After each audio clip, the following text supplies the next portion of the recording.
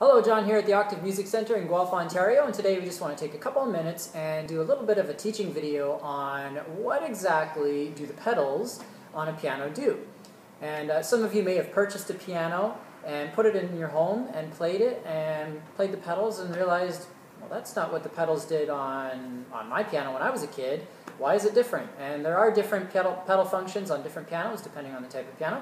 First, we'll take a look at the pedal functions that are common to a grand piano, and then we will take a look at an upright piano. Okay, this is an overhead view from behind of the action and pedal area of a Primberger Platinum grand piano, 5-foot 10-inch, great piano, worth looking into. You can check our website or visit us here in our Guelph, Ontario showroom. I'm going to just push some of these pedals from right to left. First of all, we have the sustain pedal, which is certainly the soul of the piano and very crucial. And you can see the pedals moving up and down as I hit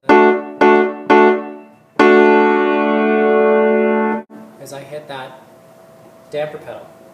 The middle pedal is known as the sostenuto pedal. Basically allows me to play certain notes, pedal it and hold it, and play single notes otherwise. This pedal is found mainly on North American designed and influenced pianos, and it is rarely used. Very few composers have actually composed music that includes the sostenuto pedal. So if you ever have the opportunity to buy a high-quality European piano, don't let the fact that it does not have a sostenuto pedal stop you from doing that, because it is very little used, interestingly enough. The left pedal now is the soft pedal, and I don't know if you can see it in the video, but it's basically moving the entire action just a little bit to the right, to my right.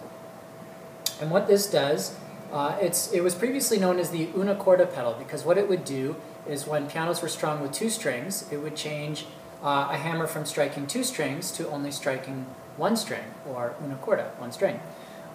Interestingly, when pianos first started to be strung with three strings, the una corda pedal would allow you to strike three strings, two strings, or one string. And actually, Beethoven has some piano music that asks you to start on one string and gradually move to three strings. That's something you cannot do on a modern piano, because now what the soft pedal does, as it's more commonly known now, shifts the action over so that instead of striking three strings, the hammers are striking two strings. Or in the case of some of the baritone and bass notes, from two strings to one string, or just on the single strings, a little bit of an off-kilter hit.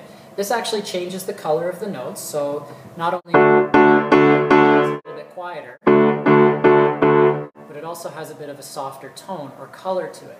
And that's important when we start to notice the differences on some upright pianos. So now let's take a look at what the three pedals do on an upright piano.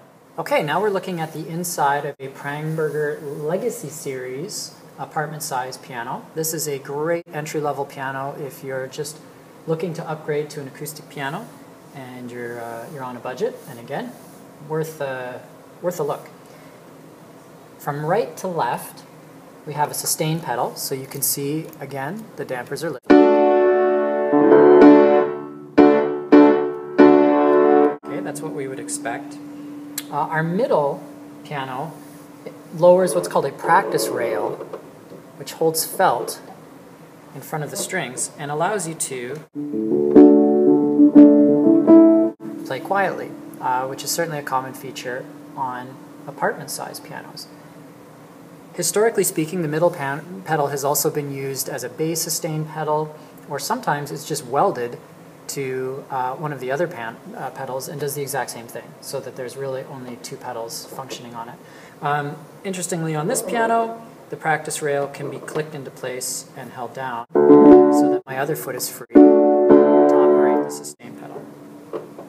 On the left, we have a soft pedal, as it is commonly known, but it is different than on a grand piano, because what this is really known as is a half-blow pedal, because what it does is it moves the hammers closer to the strings so that they don't move as far. So you do get a softer sound.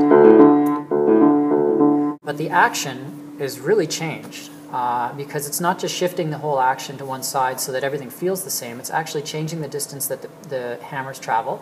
So it doesn't change the color the same way that an una corda pedal does, and instead makes the piano sound about the same, meaning there's no color change, but play differently. Whereas an unicorda pedal on a grand piano makes the piano feel the same, but sound different. So that's kind of an interesting difference there. Certain times in history, pianos have had up to 6 pedals or more. Some of them have had hand stops for sustain and things like that. So it's kind of neat to look at where we've ended up with the modern piano and some of the different features we have. So I hope that helps answer any questions about what the functions of the pedals on your piano are, as we've looked at some of the most common functions on modern pianos. If you have any further questions, you can come visit us at our Guelph showroom or online at theoctavemc.com. And thanks for watching.